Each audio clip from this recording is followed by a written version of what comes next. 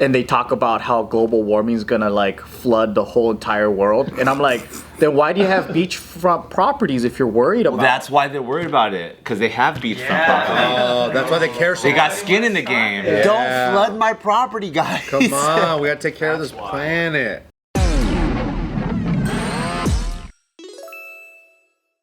All right, so there's a dude in Fresno, California. His name is Ray Brewer, 66 years old, of Porterville.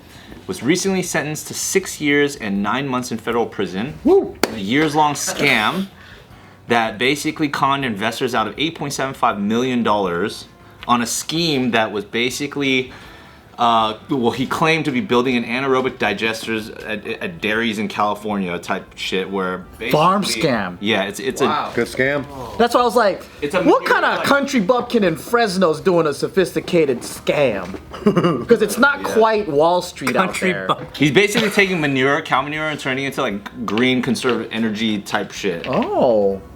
But So he's an environmental Dude, scammer. it feels so much easier to scam people when it's about green stuff. Oh yeah. Like it has such a guilt attached, or like Plays to their heartstrings. a social responsibility. and like is we're kinda supposed funny, to be right? moving into that direction in general right now. Isn't it funny how all the climate change people ride private jets and like burn a lot of fucking fuel, but at the same time they have beachfront properties and they talk about how global warming is gonna like flood the whole entire world? And I'm like, then why do you have beachfront properties if you're worried about? That's why they're worried about it, because they have beachfront property. Oh, that's why they care so They got much. skin in the game. Don't flood my property, guys. Come on, we gotta take care of this planet. So anaerobic digesters, quote, use microorganisms to break down biodegradable material and turn it into methane that can be sold, and that also provide the producers with renewable energy credits for producing green energy. So investors were basically were told that they would turn cow manure into methane, and they would receive 66% of net profits and tax incentives for being a part of it and stuff like that. Dang, they're making fart gas. But the crazy thing about this, or why I found this interesting, is because of like sticking to your lie and then constantly doubling down on it to just continue to get more money. He would take investors on tours of dairies where he allegedly planned to build the digesters and claimed to have raised millions of dollars for the work. He sent them forged lease agreements with dairy owners, faked loan agreements with banks, phony contracts with multinational companies, and bogus pictures of the machines under construction. So Damn, it's he like was full gypsy about it. This guy's good. really the whole fucking, you know. That's a sophisticated Wow. scam. So when he went to the dairy farm, he just probably booked a tour. And then the guys are just like, he's here like every week. He must love dairy shit, right? And then he's like showing investors around, like, yo, Right. this is my place. Dude, he must be really good at Photoshop too. He's like, look, it's under construction, but he like, you know. He got AI going He was on. taking investors' money, putting it into several different bank accounts. He spent it on himself, buying up land, a custom home, new Dodge Ram pickup trucks, blah, blah, blah. Good pickup truck. He also kept his investors up to date on the non-existent construction. Now I like him. So he made fake schedules, fake invoices, power generation reports, and pictures. Like he constantly was That's crazy. doing the due diligence to. He might as well have started the business. Yeah, he did all the steps. He did every step. Might as well just tried to do it and just seen what it was. How much of this do you think was a scam, and how much of this do you think he was trying to actually make it happen, but it wasn't happening? Oh. You know, so okay, it's like- yeah. Was his intent? So you know how some people, you know, bite off more than they can chew, right? Yeah. And I've seen that happen a Like lot. Firefest. Yeah. Yeah, seriously. I'm sure they didn't intend for it to be a scam from the start, but they couldn't execute, and they had big dreams. And I'm like, how much of this was that? Well, that would mean that at a very early point he realized he couldn't make it. You think he had good intentions but bad execution? I think he had great execution. Oh. And horrible intentions. That's true. 'Cause And that's why he was charged. he wouldn't have spent it on himself Yeah. if that was the case. And plus, if he never invented the product, that's the first stage. Yeah. Because did you guys see the Polka King? Oh, with Jack Black? Yeah. And that's based on a real story of a guy doing a Ponzi scheme on accident. Wow. Yeah, because he was like a polka teacher with like a fucking like a, what do you call it, those Russian doll stores or so. It was like a useless fucking trinket store, and he created a Ponzi scheme out of that. What about that one chick with the crazy blue eyes? That biotech company? She's locked up now. Like she made a giant, like almost like $1 billion company, right? Like, Yeah. Was that like fake from the start, just to get investors on board? I think it was. I think that was like a Bernie Madoff style scheme. That's the one that also became a documentary, right? Yeah. Yeah. Fucking Ponzi, dude. I think I think when you learn about how well Ponzi schemes work, it's like, We gotta try it. how do you resist doing it? Yeah. What are like the telltale signs of a Ponzi scheme? Like what? I think you first need to be a heavy sociopath. Oh shit. That's a telltale sign for sure. I think you need to have like that feeling of like no remorse for what you're doing. And depending on who you're going after, it might not even have to be that sophisticated. So like, let's say for example, my fake product is this new filter that you put on the back of the exhaust pipe, right? I don't even have to make it. I just have an image of it, and if I start going door to door during like midday at 10 a.m. going after grandmas, I'm like, hey, I invented this new product. It's gonna help, carbon emissions and all that stuff. Selling. I don't need you to buy this, but we just need people to invest.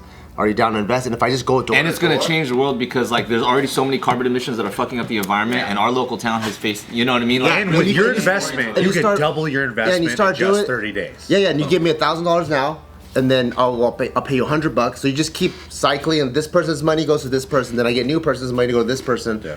You can, and because the demographic is not someone that's going to scrutinize, you can build a giant thing. Yeah. So the reason why Ponzi schemes do work though is because the first batch of people get paid.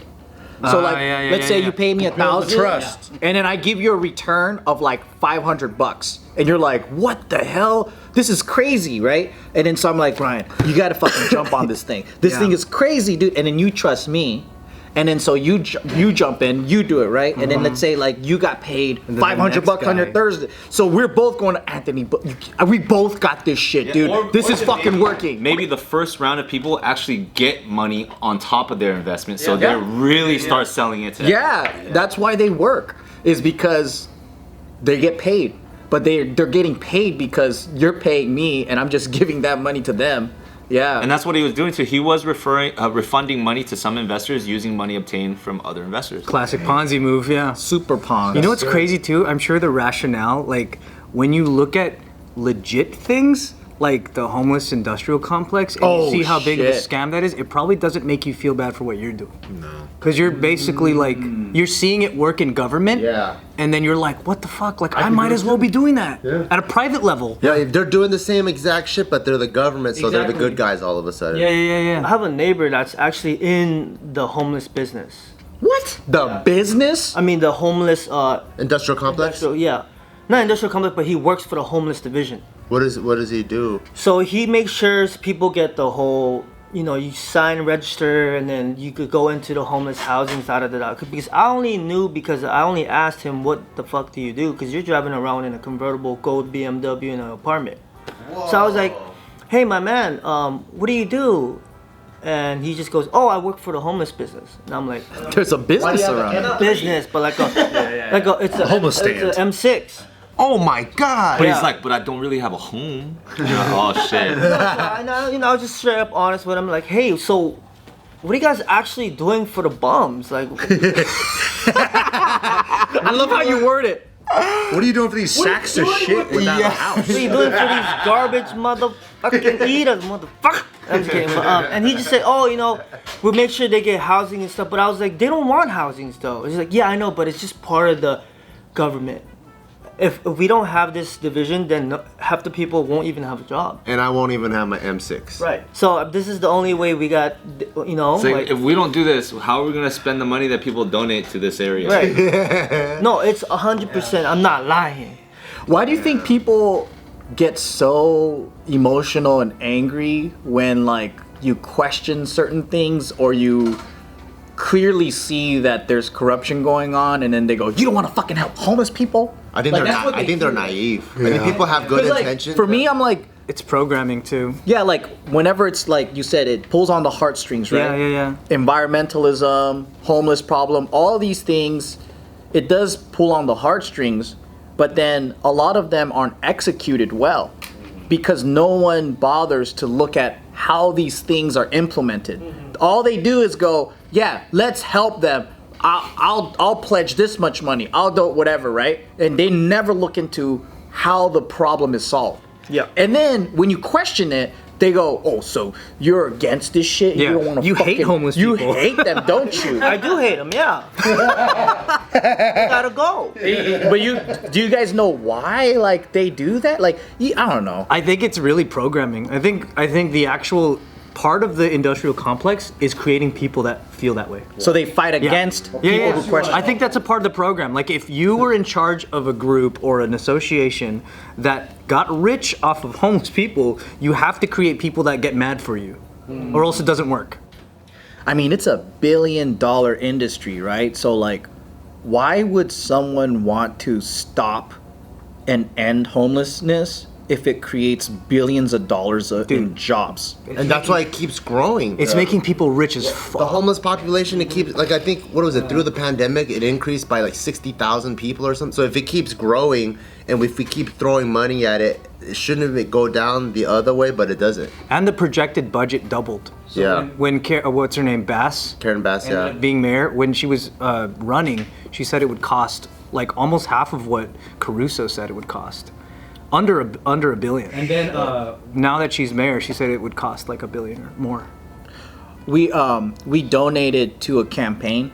This so our lawyer who helped us get out of this fucked up contract, he has a really cool kind of niche. He helped a lot of black musicians that got totally taken advantage of from the past. Like in the 60s, 70s, 80s, all those funk artists, R&B artists, they had these really fucked up contracts from the music studios, and he basically got in and he renegotiated, Yeah. got all their royalties back, all that. Sick. He did that for rappers, all that, and then he helped us and social media, other people who got in really bad contracts in the very beginning. That was his specialty. And then I guess his next passion was to help and solve the homeless issue. And he goes, something's not adding up here. There's billions of dollars in California that we spend, and we spend more and it doesn't get better. So then I was like, oh, hell yeah. Like I grew up in LA all my life. I remember like there's always been a homeless problem in LA, and they just keep pouring money into it and it just getting worse. And I'm like, shouldn't it get better? So I was like, okay, well, let's put money into his campaign and see if we can solve this issue. And then at the end of it, he didn't win. He gave us our money back, and he said, this problem is so corrupt and so fucked up that I don't want to get any deeper into it. Wow. Like it was like now the guys that were threatened it was reaching into his personal life, and he was getting threatened somehow. Yeah. And then he lost the campaign, and he's all like, fuck this. He goes, I wanted to do something good for my city. And he's like, it's something I don't want to get into. Yeah, it's like messing with big tech. This is like big homeless. Big homeless. Big It's homeless. like you can't mess with that system. But I mean, scary. during COVID, San Francisco, they did some math, and they did put some money into this whole program to house them, right? And then what they ended up doing was creating these like 10 by 10 tents. And then someone did the math and said this cost like $5 million, and it was like 20 tents in a parking lot. They're like, yeah, how the hell did this cost $5 million? The beta. They're still trying to figure it out. They'll get it figured out. Money laundering. I think so, man. That's why that's the best Ponzi scheme, is something that makes you something that monetizes your guilt. Just like blood drives. Yeah, that's the best way. Blood drives, dude. That's huge. Yeah. We talked about that shit. It's all for profit. I was like, this is fucked up. They turn around and sell your blood. These motherfuckers call me every day, send me emails. When are you gonna donate some blood again? And then when you need blood, Yeah. what happens? They fucking charge me. Per bag, bro. Damn it.